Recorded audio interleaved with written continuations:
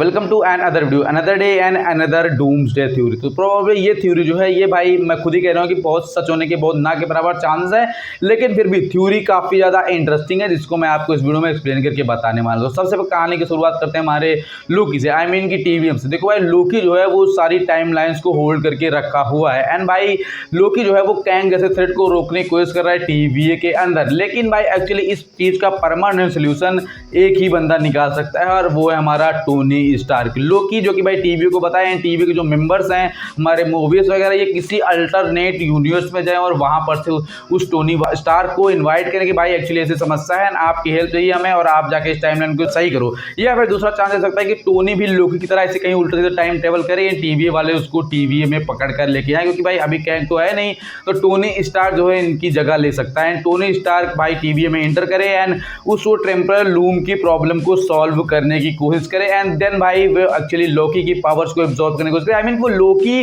की तरह ही सोचे जैसे कि लोकी ने भाई टाइम में पीछे जाकर के सारी चीज़ें पढ़ ली थी, सारी चीज़ें रिक्रिएट की थी एंड भाई फिजिक्स मोर मतलब जो चीज़ें आपको देखने को मिली और ऑब्वियस और अलग अलग चीज़ें जो कि हमने समझ में आया कि भाई टेम्परल लूम किसे चलाना है, लोकी सारी चीज़ें पढ़ के आ गया टाइम जाकर के। वैसी सारी चीज़ें क्या हो अगर टोनी स्टार्क सीख जाए, आई मीन किसी अल्टरनेट यूनिवर्स में ऐसा टाइप का हो भी रहा हो जो कि मैं डूम्सडे में देखने को मिल जाए। मैं फिर से बोल रहा हूँ कि थ्योरी की सच होने के चांसेस मैं पहले बता रहा हूँ ना के बराबर है, जो कि मैं ऑब्वियसली बता देता हूँ कि भाई ये थ्योरी सच होती नहीं सकती, लेकिन इसके चांसेस ना के बराबर। फिर भी अगर ऐसा क्या हो कि टोनी स्टार्क हमारा अल्टरनेट यूनिवर्स में हो एंड उसको टीवी में लाया जाए एंड वो अलग अलग यूनिवर्स में जाकर के ऐसी चीज़ें घटनाएं क्रिएट करे एंड वो सारी पावर्स को एब्जॉर्ब कर सके, समय को रोकना जो कि लोकी के पास था एंड वो मल्टीवर्स की टाइमलाइंस को अपने आप में होल्ड कर सके, तो क्या वो लोकी की तरह ऐसे सारी टाइमलाइंस को होल्ड के रखेगा? कतई नहीं। तब वो बनेगा डॉक्टर डूम। अब डॉक्टर डूम वो बनेगा कैसे? एक्चुअली भाई कहानी ये है कि डॉक्टर डूम जो है विक्टर वॉन डूम से मार्वल सिनेमैटिक यूनिवर्स का सबसे बुद्धिमान कैरेक्टरों में से एक है। हाँ मुझे पता है पहले नंबर पर रिचर्ड है, दूसरे नंबर पर ये आते हैं, लेकिन भाई एक्चुअली ये सारी टाइम लाइन्स को होल्ड करने की जगह ये सारी टाइम लाइन्स को मिक्सअप करते एंड हर टाइम लाइन को मिला करके ये वो बनाए जो ये बनाना चाहता है। उसका नाम है battle world. Battle world comic book में एक ऐसी जगह है जो कि डॉक्टर डूम अलग अलग अर्थ की ओरिजिन को एक साथ मिलाता है, आई मीन सबसे पहले सबको डिस्ट्रॉय करता है, सबको एक साथ मिला करके अपने बैटल वर्ल्ड करता है, जहां पर वो एक्चुअली हर एक एवेंजर्स को एक अपनी अलग सेना बनाकर देता है। आई मीन कि थॉर की एक आर्मी बनाकर रखी होती है अलग अलग यूनिवर्स की, एक ही यूनिवर्स में हल्क की एक अलग आर्मी बनाकर रखी होती है अलग अलग यूनिवर्स की, एक यूनिवर्स में। आई मीन कि जो मैनी मोर कैरेक्टर्स आपको देखने को मिलते हैं, ये सारे कैरेक्टर को वो अलग अलग यूनिवर्स से उठा करके लाके बैटल वर्ल्ड में रखता है अपनी सेना को बना के रखने के लिए एंड वो मैनिपुलेशन का जादू सब पे करके रखता है ताकि वो सब पे रूल कर सके। प्रोबेबली ये थ्योरी मैं फिर से बोल रहा हूँ ना के बराबर, लेकिन अगर ये हमारे सामने आई और ये थोड़ी सी भी 10% भी इससे मिलता जुलता कुछ सच हो तो आप चलो कि कितने ग्रैंड स्केल पर ये थ्योरी फूटने वाली है। आप समझो कि टीवी जो है जो लोकी भी सारी टाइमलाइन को होल्ड करके रखा है, किसी अल्टरनेट यूनिवर्स का आयरन मैन अगर वहां पहुंच जाए तो क्या हो जाएगा?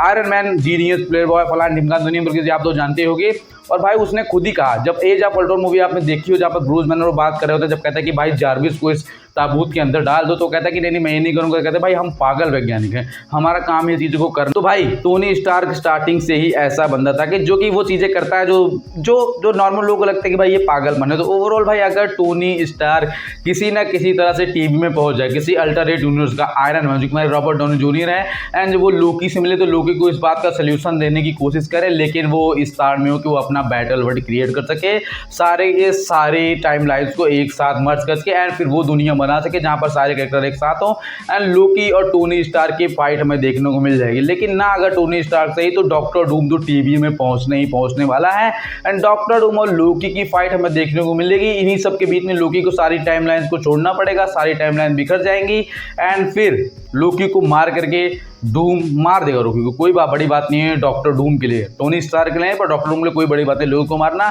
एंड फिर उस टाइम लाइन का क्रिएट कर सके जो बैटल वर्ल्ड को बना सके जो बनाना चाहता है। इन सब के बीच में बहुत सारे एवेंजर, बहुत सारे कैरेक्टर जो कि जाने वाले हैं, निपटने वाले हैं, जिनकी कहानी यहीं डूम्सडे से लेकर सीक्रेट वॉर के बीच में खत्म कर दी जाएगी। सीक्रेट वॉर्स में वही बंदे लड़ेंगे, वही लोग लड़ेंगे जो कि भाई लड़ना चाहते हैं एंड हर बार की तरह इस बार भी पहली मूवी देखी इन्फिनिटी वॉर आपने देखी, उसी तरह डूम्सडे मूवी में भी डॉक्टर डूम यानी विलन कैरेक्टर जीतने वाला है, क्योंकि मार्वल सिनेमैटिक यूनिवर्स में पीक तभी अचीव करता है जब विलन को वो ज़्यादा प्रायोरिटी देता है, जैसा कि थानोस में इन्फिनिटी वॉर में वो किसी से नहीं हारा, कोई कैरेक्टर उसे रोक नहीं पाया। सेम मूवी में भाई आयरन मैन ने जाके अंत में स्नैप करके सबको बचा लिया। क्या पहली मूवी में नहीं हो सकता था, लेकिन जब अपने हीरो को हारता हुआ देखते हैं तो हमें समझ में आता है कि भाई विलन कितना ज़्यादा पावरफुल। ओवरऑल भाई एक ऐसी थ्योरी थी जो कि मैंने फिर से बोला कि सच होने की ज़्यादा ना कैमरामैन, फिर भी मैंने बताइए आप चैनल सब्सक्राइब वीडियो कर सकते हो। बाकी भाई गर्मी इतनी है क्या, सब्सक्राइब करके रखो वरना वीडियो बनाने का मोटिवेशन नहीं आएगा।